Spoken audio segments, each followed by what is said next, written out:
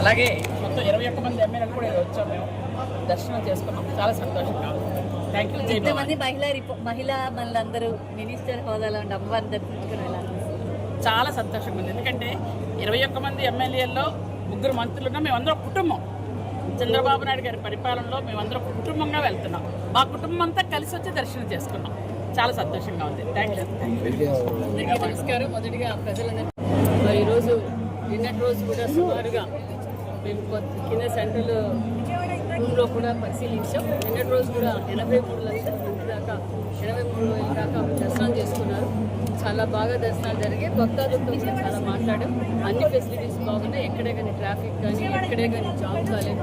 నిన్నటి ఒక్కరోజుకే 24 గంటలకే సుమారుగా 83,000 మంది దర్శనం చేసుకున్నారు. అన్ని అకామిడేషన్స్ బాగున్నాయని భక్తాదులు కూడా చెప్పడం.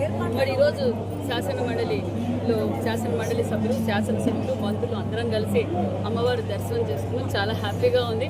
మరి అమ్మవారు అంటేనే ధైర్యం, ఓర్పు, సహనానికి మారుపేరు. మరి అలాంటి మాతని ఈరోజు దర్శనం చేసుకోవడం కూడా చాలా ఆనందంగా ఉంది. ఈరోజు గాయత్రి మాత మేము కూడా అందరం రెడ్ కలర్సే కట్టుకోవాలని చెప్పి కూడా నిర్ణయించుకొని ఈరోజు ఈ ప్రోగ్రాంకి వచ్చాం. చాలా హ్యాపీగా ఉంది. అమ్మవారి ఆశీర్వాదంతో మన రాష్ట్రం ఏదైతే ముఖ్యమంత్రి చంద్రబాబు నాయుడు గారు కోరుకుంటున్నారో స్వర్ణాంధ్రప్రదేశ్గా మార్చాలని, ఖచ్చితంగా ఆరోగ్యప్రదేశ్ స్వర్ణాంధ్రప్రదేశ్గా మార్చుకుంటున్నాం. విజయవాడలో గాయత్రీదేవి అమ్మవారిని దర్శించుకోవడం జరిగింది. అమ్మవారి ఆశీస్సులు రాష్ట్ర ప్రజల మీద ఉండాలని చెప్పి కోరుకుంటూ ధన్యవాదాలు తెలుపు.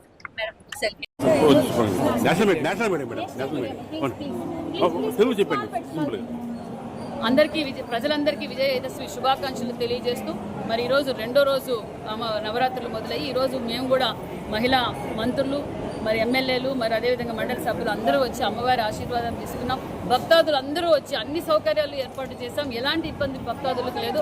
అందరూ వచ్చి దర్శనం చేసుకుని అమ్మవారి అనుగ్రహం పొందవలసిందిగా కోరుకుంటూ మరి ఏదైతే ముఖ్యమంత్రి చంద్రబాబు నాయుడు గారు స్త్రీ శక్తి కోరుకుంటున్నారో మరి అమ్మవారి అనుగ్రహంతో ఖచ్చితంగా ఆంధ్రప్రదేశ్లో ప్రతి ఇంటి నుంచి చంద్రబాబు నాయుడు గారు ఎంటర్ప్రైనర్ని తయారు చేయాలని, ప్రతి మహిళని అన్ని రంగాల్లోనూ బాగుండాలని కోరుకుని ఈరోజు మహిళా సంక్షేమ పథకాలు అందిస్తున్నారు. అదేవిధంగా ఖచ్చితంగా మహిళలు మరి ప్రజలు భక్తాదులు అందరూ వచ్చి అమ్మవారి దర్శనం చేసుకోవాల్సిందిగా కోరుకుంటున్నారు.